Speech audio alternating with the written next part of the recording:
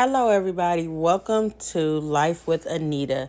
Listen, I have another find, and I know y'all like, Anita, how are you finding all this stuff?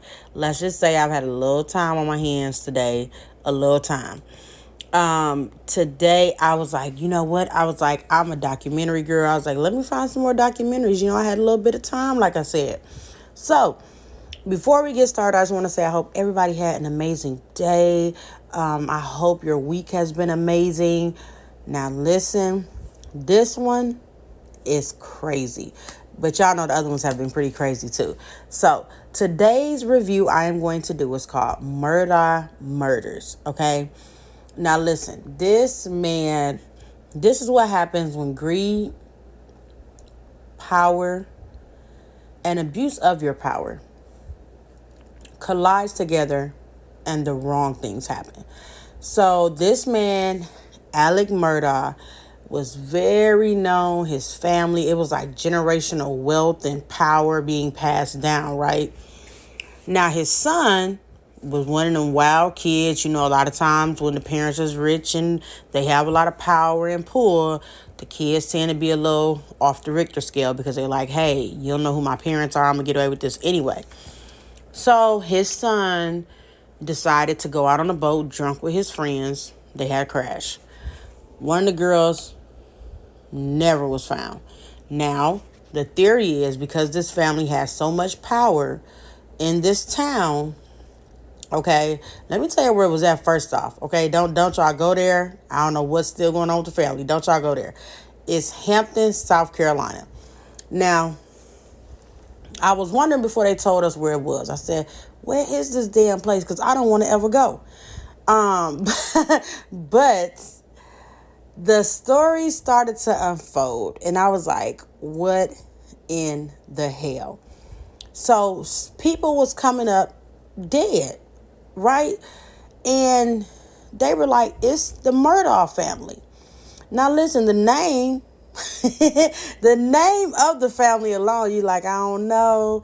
And listen, these are a family that when you look at them, you're like, oh, this is just a well-off family, and they're wealthy and they have things, and they're just living this great, successful American family dream. Well, that wasn't really the case because there was so much corruption going on that the family was basically abusing their power. They were stealing money. They were doing all types of stuff. And because they had that power, they basically were like, we can make stuff disappear. We can make stuff happen. So we're not really tripping. Every time the son would get in trouble, the police were like in a back pocket. So it was almost as if the son had did nothing, even though he was out committing crimes and doing the stupidest stuff you could think of. Okay, now we go fast on forward. So the dad, Mr. Alex Murdaugh, right, the one who's sitting in prison to this day, he gets the bright idea. Still, even when he was convicted, he never said what made him kill his son and kill his wife. He made it seem like, now mind you, this is a small town. It's not a lot of people there. And everybody knows everybody. So then people is like, well, what assailant came into the town that nobody saw them speeding off in the car? Nobody heard it, nothing. Nada.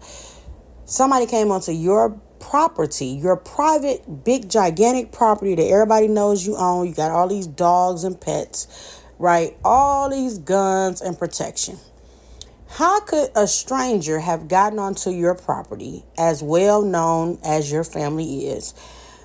All the ways you have to protect yourself. How could a stranger, not only, now mind you, where the son and the wife was killed at, you had to go past the first house, go to the back of the house. It was like a whole journey right to where they was killed at.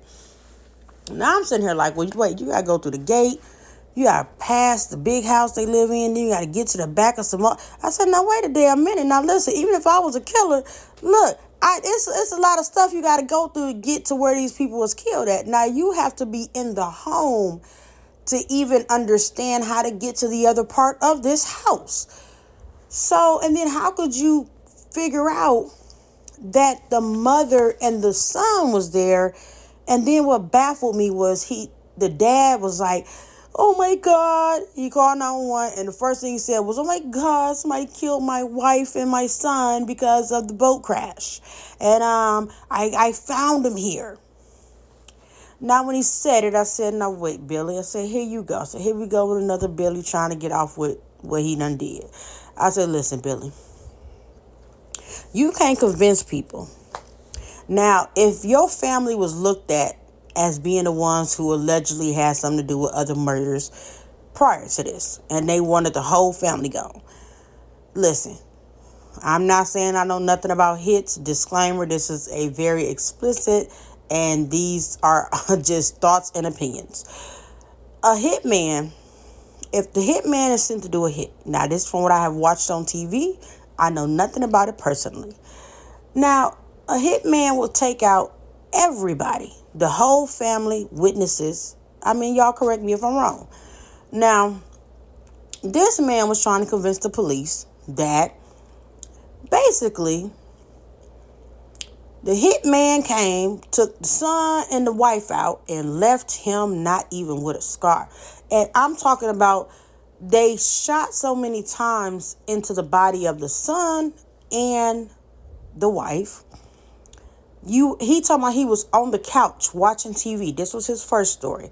Now, I'm not, listen, I'm not saying I'm the smartest person in the world, but I'm very smart and educated, okay? I'm somewhat of a genius. Now, listen.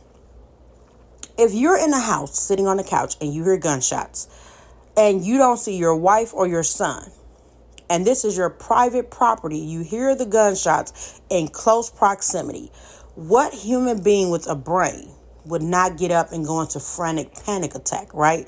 If you say it was an assailant and you thought it was some mysterious hitman, why did you not, from your couch that you allegedly were on, why would you not call 911? Right, and say, I'm terrified for my life. I'm in the house. There's an assailant out there. I hear gunshots. I don't know what happened. I'm not sure what's going on. Right?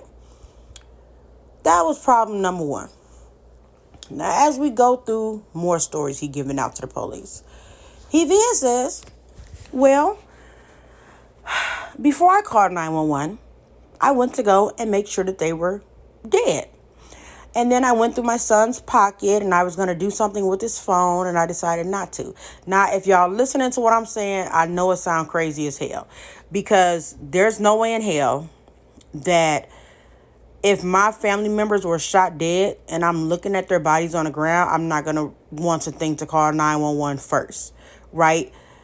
Even if I'm not sure if they're dead, or even if I think they are, I want the police to get there right away to make sure that in case this crazy deranged person could be somewhere lurking around, I want to make sure that this person don't come back and get me thinking I could have witnessed something, okay? And this is just what I'm trying to tell y'all, and I know y'all agree with me. So, all his stories is just changing. It's bizarre. Next, he tells the police, I wasn't even there. I came back home after visiting my parents and found them. Now, this is story number 3. Now, I'm sitting here and I'm like, well, listen, damn it. I'm not a detective, but what the hell going on here, sir? Sir, I know you did it, okay? And I'm just watching this shit on TV. So, listen, y'all. Technology is truly something, okay? Technology today and in today's world, it's a lot. You just really can't get away with a lot of shit today because something's either going to pinpoint where you were, a video's going to pop up, something's going to happen for a motherfucker to be like, you was there. So now, here comes the son best friend. He says, well, I tried to FaceTime my friend Paul, okay? And he said, I tried to FaceTime my friend Paul, and I couldn't FaceTime him, so I told him to send me a video. Now, mind you, hold on. Now, the daddy said he wasn't nowhere around. He was gone. He came back and he found him. That was story number 3. Now, the best friend says, I'm going to play the video. You can clearly hear Mr. Alec Murdaugh in the back. He was there minutes before they were killed. Timestamp on the video. Now, they roll the bean footage in court. Mr. Murdaugh is in court rocking back and forth. He can't believe this video is there. Now, I'm watching a video on the documentary with everybody as they are watching it in court. You clearly hear this man, because I already heard him talk throughout the whole documentary. You hear him, it's clearly his voice while his son is taking this video. You don't see him in the video, but you hear his voice in the background. So then you're like, now wait, if the son was killed at 8:47, we hear your voice on the video at 8:43, you right behind him and somewhere in his peripheral, very close, because your voice real close and deep. Sir, wait a damn minute, sir. So, the courtroom is stunned. I'm sitting here stunned like, Billy, now you know better, sir. You know better. So, so this story is getting more crazier and crazier. He trying to blame it on the cousin and some more stuff. He just making up stuff. So then he tries to pay somebody to shoot him to make it seem like he was going through mental depression and he just thought he'd be better off gone because he just didn't know what to do. Come to find out, he made all that up too, trying to get sympathy. Listen, people. I don't know why I keep stumbling on these documentaries, but this stuff has been crazy. To see how people will go to an extreme when greed and power and abuse of power is involved. It is something like I have never seen a day in my life. This story was so unnecessary to happen. It was like if you didn't love your wife, if you didn't want to be with her no more, you could have just left. Why you would kill your own son that you made, that you have raised, is beyond me. You know, it was like and the way it left off, they were asking him like, why? He didn't say nothing. So you have to wonder, what was the motive? Like, why? Then the housekeeper ended up dead. Now I'm sitting here like, come on, Mr. Murdaugh, why you gotta take everybody out? What frustration you got? You get what I'm saying? Like, what's going on? Like, Mr. Murdaugh, it is therapy out here if something's going on up there. Like, why would you do that? You know, I'm sitting here like, the housekeeper, though, she been cleaning your house, taking care of your family. Why would you take her out? And then he had a life insurance policy on the housekeeper. The kids was in court like, we ain't getting none of that money. He done got 1 point some million for this lady that was cleaning his house and taking care of his kids for all these years and left her family with nothing. I say, Mr. Murdaugh. I mean, out writing bad checks and some more stuff. I said, sir, what is going on with you?